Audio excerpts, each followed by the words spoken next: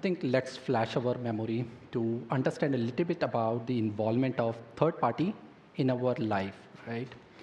How many of you were traveling during the global outage of the airline systems? Can you just raise your hands? Maybe this year you were having this global outage. Some of you. Okay, that's great. So that means it makes me easy to deliver my message about the third party. Good morning, everyone. Myself, Kapil. I'm certified PCI QSA. I'm Assistant Director in Ensign Infosecurity. I have a deep experience in IT, OT, and the cloud computing space. We deliver to our clients end-to-end services as part of my company. If I just talk about the Ensign Infosecurity, how do we help to our clients, what's our mission, core values, and why we are saying we are largest Asia pure play cybersecurity company, is because we do provide services end-to-end.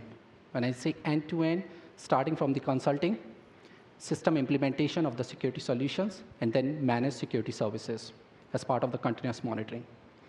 Most of the time, we heard from the customer feedback, hey, you consultant usually do come to our office, talk so many high-level things, so many jargons, and then walk away. Then we don't understand what exactly needs to be implemented and who is going to maintain our security posture. So that's where we come forward. We say, yeah, we are the end-to-end, and we won't walk away. So if we provide any consulting services, we'll be there throughout the journey of the implementation and managed security services. What's the core, I would say, the strength that helps us to deliver this end-to-end, which is our R&D services. So R&D, as you can see on my screen, is like the backbone of all our services, not just to provide the productivity for the internal thing, but also to help manage the cyber threat landscape of our customers. We have 3 patents in the cybersecurity realm. Besides that, we recently got the patent in an AI usage or the AI algorithm in the cyberspace. We have seen threat actors being continuously using the AI, so why don't we also use it, leverage it to upskill the posture of our clients? So our mission is pretty clear that we want to make our clients as a cyber resilient leader, because it is not a matter of whether you are going to be hit or not. It's a matter of when. So whenever you are going to be hit, we are there to help you, so make you cyber resilient. I think today I'm largely talking about the third-party involvement and how the third-party involvement is there in our space. There are 3 triads and the role of the triad, which is hardware, software, and vendor. They all provide the critical services, and it is the backbone of the supply chain ecosystem. Why the hardware? Hardware, this provides the physical security, or rather the physical infrastructure, be it part of your servers, be it part of your network devices, be it part of your storage systems, or any other connectivity, all provided by your OEMs. You have almost no visibility what type of default settings are there. So that's where it becomes very crucial for your third-party management, hardware being one important component. The second important component of this triad is software. Software, yes, we do run it so that we can use such hardwares in our environment. Sometimes we do need these softwares as an application of the software, not to manage the hardware, but rather to process the data, to do some sort of data mining, to do some sort of data visualization. And that's where, even in the PCI community, we see the sensitive cardholder data being involved in such processing, or the data visualization for the management, for continuous sales improvement and the pre-sales. So it goes beyond the limited number of people who have access to the payment card-related information. Third, and the most important one, is the vendor. And why it is important? Because of the different aspects. One aspect is they are providing you the hardware. They are providing you the software, so they know every other things which you are using in your house. The third important thing is some of the services you cannot do it by your own. You need those essential services by your vendor. So they are there to help you, but at the same time, you are exposing yourself every other information, how these systems are interconnected with the larger part of your infrastructure or your network within your organization. They're very well aware about it, right? So what are the connectivities, which connectivity protocols, what sort of different accesses that you're using. So they are actually aware of all such information. So that's why this triad is becoming very important for you to consider. Now, with this kind of thing, right, we should think about, is it just a compliance-based approach, or should it be based on the risk-based approach, where we talk about each of the component, what risk does it bring to my environment when I start using it, and how should I address it, and if not, then probably mitigate it. For the hardware, there's so many risks over there, right? But besides that, I would like to highlight, hey, Kapil, what is that solutions at a strategic level, the tactical level, that you want us to consider? We are known about these risks, but what should we do, right? So there are some C-suite executives which wanted to understand from a strategic perspective that what we can do. But then LOD1, LOD2 levels wants to understand more from a tactical level. Okay, can we just do this?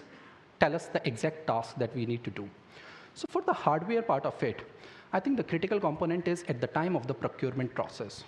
You must ask all those information about the hardware.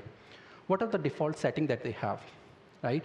And whether the system is already being compromised or not. So there are tools available, and then there are certain processes that you can implement before actually using those systems and deploying it in your environment. So make those checklists, walk through each of your hardware when it gets into your data center or probably in your environment. That also includes your endpoint. And by the way, to the extent possible, it can also go down to the USB drives. So sometimes we just buy the USB drive and start using in our environment, and we don't know whether it is already like compromised, or maybe some of the malicious is already implanted in that one or not, right? The next one, we talk about the software. What can we do with the software? I think software has both life cycles to be managed, before the procurement and after the procurement as well. Because hardware is something probably not connected to the vendor's environment anymore, but software is something, because of the regular updates, it has to get connected with their vendors. So for that reason, you have to manage it at the time of procurement. That means before going to deploy it, you should have the full visibility, what components are going to be used in that software, and is there any open libraries or such kind of things which is even beyond the control of the vendor or not. But you have to manage it because the risk is directly to you now. The third part about the software is like, after continuous monitoring, if you identify any of the patch which may or may not, you may be able to deploy in your environment, but are there workarounds, and what type of risk that you are going to manage? So we all have seen probably from the service providers and the merchant sites, right? Oh, we have hundreds of thousands of patches to be deployed. We have to prioritize, but on what basis? So I'm going to talk about one interesting case study later, where there was a patch available which ruined our almost Happy New Year and Christmas kind of the vacation, right? But most of the time, it turns out that people aren't even aware what they are looking for. So hold on it for the couple of slides later. The third part is the vendor. What we can do with the vendor. So vendor access is most important, and that vendor access is not just limited to the on-site access. So let me be very clear. Most of the time, whenever we talk about the vendor access, we always think, okay, vendor will come on site, they will do every other thing under our supervision. So that means, yes, by and large, we know what they are doing, and it cannot be compromised. But we forget about one thing, and again, that aspect I'm going to cover in one of the case study. They are sending you continuous updates. And one of the most trusted part about the vendors is in our recent operations, hey, we got this update from the vendor directly. Do I need to check the integrity? No, because it is coming from the vendor. But what if your vendor software or the update is already being compromised? Don't you think that you should also have that responsibility to check it and don't just blindly trust your vendor's update? So this is another aspect for the vendor that we need to be mindful. Now I will talk about a little bit about the software side of it. Vendor side of it, yes, we can manage. There are some aspects. Hardware side of it, at the time of the procurement. But what about the software side of it? Let's just do a reverse engineering on that one. Who are the end customers who are using these softwares? As you can see, banks, payment card related information, right? Your e-commerce sites, where you upload your credit card information, your retail merchants, because they are also managing their side of the credit card information. And last but not the least, the government revenue departments. So some of you who flew from outside to Vietnam, and probably after going back, if you need to claim for the tax and all those things, you probably have to visit the airport site, start giving them the receipts, credit card information, and then later they will charge you back whatever the tax that you paid over here. Similarly, in so many different countries, that's the same process. So that's why government revenue agencies are also being part of the system. But when they are getting these services and providing these to their customers, at the back end, they are heavily relying on the service provider, because the service provider is providing them all these back-end payment process applications. But then to provide this end-to-end payment process applications, they are at the back end relying on, again, two different things. One, their COTS product. So COTS product easily available in the market, but what's their USP? Then the service provider say, hey, I'm providing this additional features to help you this kind of the productivity in your environment. For that, we have bespoke software. And we all know the reality. This bespoke softwares, when we have the developers, they do try to use open source libraries. They do try to use the GitHubs. When they are using such type of things, are you aware? And to what extent? Maybe at a surface level, you are aware, yes, these are the services that my developer being used. We have the processes where we can do all checks and balances. But after that, if your developer is aware, you are just aware at a management level, does your vendor also aware? Or your client also aware? Does your end client aware about these things? Probably not. So this is something as part of the reverse engineering you should be mindful, that what are the different details of the software are being used in my environment, not just the name of the software. As I said, okay, time to do the reality check. Is it something that artificially I'm just saying, or something has happened in the past? And whether there are certain frameworks which also talks about these things or not. So yes, there are certain frameworks. There are some open information, some form of MITRE Engage, if you are aware of. They keep publishing about these recent attacks happening in software, hardware, different part of the worlds. And they try to collage like in terms of what are the techniques, tactics that they have been using. So this is one of the supply chain compromise that has been published by the MITRE itself. And it details about what are the mitigations. It talks about what are the techniques and the tactics that the attackers have used in different organizations. Which one are we familiar about? One last time, we have seen somewhere in 2020 that a major global IT management company being compromised by the hackers.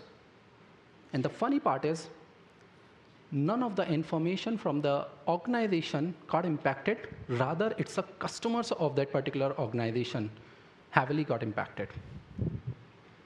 So you see how this cascading effect happens, where the attacker actually attacked your vendor, not to you directly. You are under the impression that, yes, my security posture is uptight.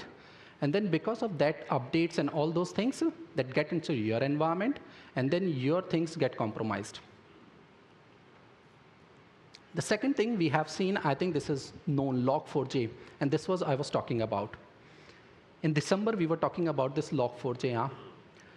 It ruined so many LOD1, LOD2 level people's, their New Year and the Christmas vacation, because suddenly it comes into the public notice in the month of late November to early December. Then everybody just trying to rush to patch the system. So we know there is a vulnerability. We know there is a patch available, but should I apply it or not? That nobody knows in the organization. Most of the organization, they were just scratching their heads and say, hey, I don't know whether this library, I've been using it or not. So then they start reaching out to their vendors. Some of the well-established companies, yes, they did disclose to their customers, hey, we have been using some open source libraries, one of being such Log4j, and yes, we can use that. But after that, nobody knows it. So what had happened after this particular one? I think this particular case that I'm going to explain now, it talks about the different timeline as well, right? That when such type of things happen, this is not about the Log4j, rather the previous one which I talked about, the IT management company, the larger IT management company. Sorry, can we go to the previous slide? Yeah, thank you. Okay, so what had happened? Actually, in their CI/CD pipeline, that compromised somewhere in May 2020. Then after that, they got an access to the larger customer database within that company in July 2020. And you will be surprised to know when it gets publicly announced and everybody knows about this thing, late 2020. So you see the time gap. The attacker was sitting in your vendor system. They have the whole access to your environment. You got an update in July. You never know about this particular vulnerability. Only in the month of December, when the systems start crashing, then only you got to know, oh, OK, I have this kind of thing. And industry doesn't learn so much from that particular incident, and that's why the Log4j again happened next year in December 2021. So it's time that we need to come out with such type of things that, OK, what can we do if such type of incident happens? And should not be solely rely on the technology, rather we should also rely on the process and the people part of it. That's where in cybersecurity we always say people, process, and technology. So focus on the other two aspects as well. And what could be the possible solution to it? So many industry frameworks have come out after that particular one. Industry do recognize, yes, we need to come out with such frameworks and to adhere to that one as much as possible. So I must say that after that one, PCI has also come out with that framework, right? Actually, they were in the process of it, and previously they also did have such type of frameworks. But I think after these continuous evolvement and ever-evolving threat landscape, they did understand that the review cycle, the update cycle of such type of frameworks and those particular standards cannot be too far. That means we also have to pick up the pace as per our hackers now. So in that sense, if you see, there is one particular framework which talks about the PCI security standards, which is PCI security secure development lifecycle. Yes, you can adopt that particular one. Besides that, who are the service providers and merchants who are largely adhering to the PCI DSS standard? They can also look at the requirement 6, which specifically talk about the secure software development lifecycle. So these are two of the many frameworks which are available, but I'm just highlighting because this is more targeted towards your credit card information.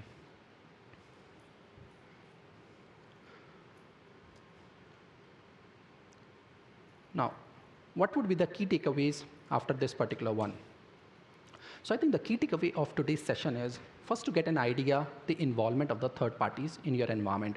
And since I've been talking about so much about the challenges, considerations, and the practical nuances being shared by a different organization, be it a service provider or the merchants, right? What should be that one thing you would like to hear from Kapil on this stage, right? So I would like to say there are 4 key aspects that you should look into it. One aspect is about your vendor risk management. So vendor risk management, some of the automated tools that you can implement, which is more from a technology side. You can continuously scan, and then once you identify any vulnerabilities, ask your vendors, hey, we found something in your software. Are you going to provide any updates, or should we take care of on our own? The second aspect is establish clear contractual obligations with your vendor. Not just at the time of the procurement, what are the security practices they need to adhere to, but also if the incident happens, what's their role going to be to make it more resilient for your organization. Because if you don't get the enough support from your vendor at the time of the incident, forget about any of the vulnerability or any of the incident, you may not be able to manage it by your own. So these are the critical aspects that you must put it in your contract. The second aspect is about the zero trust approach. While the zero trust is a very broad framework, you can go and read more about it over the NIST frameworks, and so many others talks about the zero trust. But one key nuance I would like to put it over here from a micro-segmentation. Because we were largely talking about what? After the incident happened, what could be those first steps that you must do? So one is micro-segmentation. The moment you get to know there is a compromise in my system, in particular network, cut it out from the rest of the network. That is something from a network zero trust aspects you can start implementing, while you can also see the other aspects of the zero trust, which goes to the extent of authentication and the authorization with every other request. The third point that you would like to understand is strengthen your incident response plan, right? Most of you must have exercised your tabletop exercises, and sometimes you do come out with a procedural plan. What should we do? But can we simulate such type of things in our environment and really see the involvement of our internal team as well as our vendor? What is the timeline? What are those playbooks? So all these things are usually mentioned in the playbooks. So do simulate such type of environment and do practice. It seems like, okay, it's more like a fire drill that we usually do in our building management systems. No, it is not like that. Because building management and all those things are more from a physical in nature. Some things we just think about it, okay, it's quite understood. We are supposed to do this. But IT environment, OT environment is a bit different. So please do simulate such type of things based on your playbooks. Define your involvement very clearly. Fourth, and the most important one, is about the visibility. So that goes back to my previous case study about the Log4j. Do you have the visibility, firstly? What are you going to do? If you don't know the direction, if you don't know what you are supposed to do, then you just know, okay, I do this, but where? I don't know. So leverage your SBOM practices, software bill of material. Do prepare these software bill of material. For every other software component, go down to the path of libraries. Understand whether they are using their proprietary libraries, open source libraries, and what type of software components or the sub-components that they are leveraging. And besides that, also do understand, are they also going to support some of the sub-vendors or the contractor, which is not known to you probably. So with that, these are the key takeaways. I would like to thank every one of you to listening to me, and good luck for the next speakers for the rest of the day. Thank you. Thank you so much.